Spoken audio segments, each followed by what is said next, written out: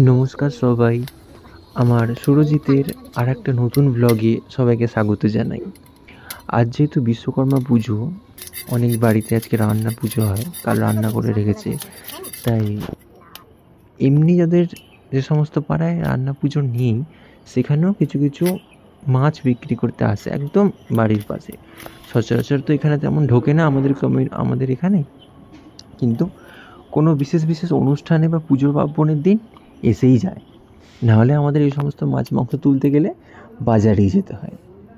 তো আমার পছন্দের একটা মাছ নিয়ে নিয়েছিল আমার মা, রুই মাছ।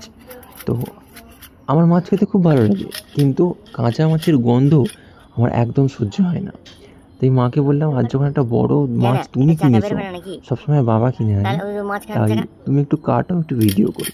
যাই হোক, তো দেখলাম কেমন করে কাটে, আর কি বিশ্রী গন্ধ সেটাও শুঁকলাম। অথচ এই মাছটাই আমার রান্না হয়ে আসার পর সবথেকে প্রিয় খাদ্য, মাংস আর ডিমের থেকেও। মাছ কাটার পর ভাবছি কি করব। আর আপনারা তো জানেনই, আজকে বিশ্বকর্মা পুজো, সাইকেল, গাড়ি বা কিছু মেশিনপত্র সব পুজো করতে হয়। দেখি আস্তে আস্তে সব করতে হবে। বাড়িতেই আছি আজকে। যারা আমাদের মতোই হাওড়া হুগলিতে থাকে তারা নিশ্চয়ই জানে, সেই শুক্রবার থেকে বৃষ্টি লেগেছিল। শুক্র, শনি, রবি, সোম, হ্যাঁ, বৃষ্টি হয়েই চলেছে এক নাগাড়ে, অন্ধকার আকাশ, অনবরত বৃষ্টি। এখনও বলতে গেলে আজ সকাল অবধি প্রায় রোদ এর কোনো দেখাই নেই। একদম অঝরা আকাশ, ঝরেই চলেছে। চারদিকে সব জল জমে গেছে, চারদিকে জল। যেখানে দাঁড়াবো দেখছি সেখানে জল। রবিবার অবধি তো কোনো দিকে যাওয়াই যাচ্ছিল না। আজ আবার সকালে কিছু হাতের কাজ ছিল, যেমন আমাদের কাঁচা নুন খাওয়া যায় না, বারণ করেছে ডক্টর। তাই নুন একটু গরমে করে নেওয়া হয় কড়াতে। আজ হঠাৎ করে দেখা গেল নুনগুলো ডেলা পেকে গেছে। তাই গরম করে নিয়ে হামাল দিস্তার মধ্যে নুনগুলো গুঁড়িয়ে নিলাম ভালো করে। আর তারপরে মা একটু নিম পাতা ভেজে রেখেছিল, সেগুলোকে একটু গুঁড়িয়ে নেব। তার কারণ যখন যখন নিম বেগুন খেতে ইচ্ছে হয়, সব সময় তো আর নিম পাতা পাওয়া যায় না হাতের কাছে, কারণ গাছ নেই। আর সচরাচর কেউ বাড়িতে নিম গাছ বসায়ও না, তাই তখন একটু নিম বেগুন খেতে একটু অসুবিধে হয়ে যায়। তাই জন্য নিম পাতা ভেজে গুঁড়িয়ে রাখা হয় আমাদের বাড়িতে। এবার যখন যখন নিম পাতা খাওয়া বা নিম বেগুন খাওয়ার ইচ্ছে হবে, একটু খেয়ে নিলেই হলো। সে নিম পাতাগুলো ভেজে গুঁড়িয়ে কৌটোয় ভরে রাখি। বললাম না আজকে রান্না পুজো, তাই জন্য কালকে কিছুগুলো শাপলা নিয়ে এসেছিলো পুকুর থেকে। পুকুর, আমাদের কি পুকুর আছে? একদমই না। পাড়ায় একটা পুকুর আছে, সেখান থেকে কিছু শাপলা তুলে এনেছিল আজ রান্না হবে বলে। তো দেখলাম যে ফুলগুলো ভালো, সেগুলো আমি একটু কেটে নিয়ে রেখে দিচ্ছি পুজোর জন্য, একটু মা লক্ষ্মীকে দেবো। তার কারণ মা লক্ষ্মী কুমুদ ফুল খুব ভালোবাসে। কুমুদ ফুল অর্থাৎ এই শাপলা বা শালুক ফুল। দেখুন, কথায় কথায় ভুলেই যাচ্ছি, বেলা বাড়ছে। এবার আমাদের এই সাইকেলগুলো একটু ধুয়ে মুছে নিতে হবে তো নাকি? এদিকে বিশ্বকর্মা পুজো, তারপর একটু চানটাও করতে হবে। যাই বাবা, একটু সাইকেলগুলো পুছে পরিষ্কার করে ধুয়ে মুছে নিই, তারপর আবার পুজো করতে হবে।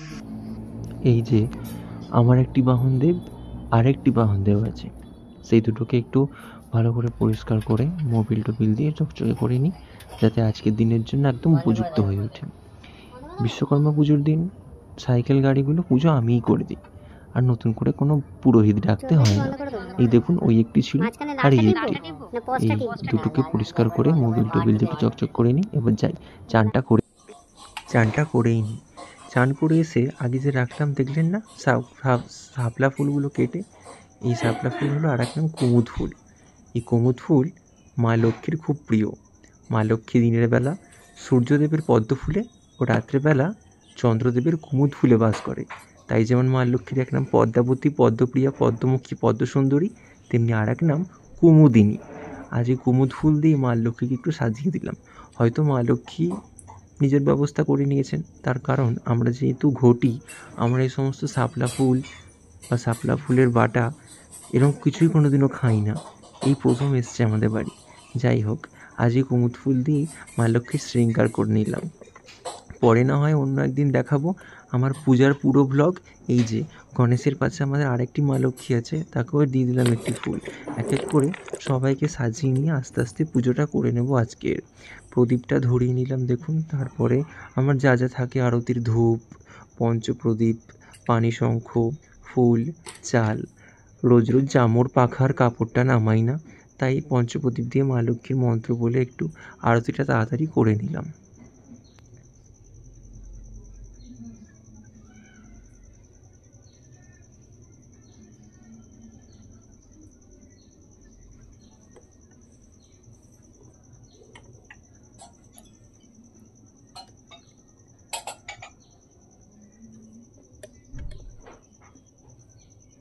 মা যেন নিজে ভালো থাকে, তার সঙ্গে সঙ্গে সমস্ত জগৎ সংসারকে ভালো রাখে, এই কামনাই করি প্রতিটি দিন, প্রতিটি সন্ধে।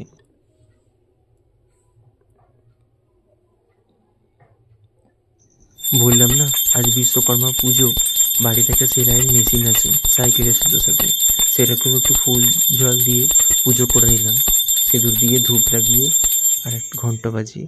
বললামই তো সাইকেল মেশিন এগুলো আর জন্য আর পুরোহিত রাখি না, আমি এমনিই পুজো করে দিই। আর এরপরে সাইকেলগুলো পুজো করতে যাই বাইরে, তার আর ভিডিও করা সম্ভব নয় বাইরে, সে বড় অসুবিধে। পরে যদি ভালো হয় তখন করে দেখাবো। এই করতে করতে দেখি ও বাবা, রোদ উঠেছে, আকাশে আবার শরৎকালের পেঁচা তুলোর মতন মেঘ। দেখে মনটা খুবই খুশি হলো, তার কারণ সূর্য ছাড়া আমার একদম ভালো লাগে না, মেঘলা আকাশ আমার বড্ড বোরিং লাগে। কিন্তু একটা জিনিস দেখতে পাচ্ছেন কি, একটাও কিন্তু ঘুড়ি নেই।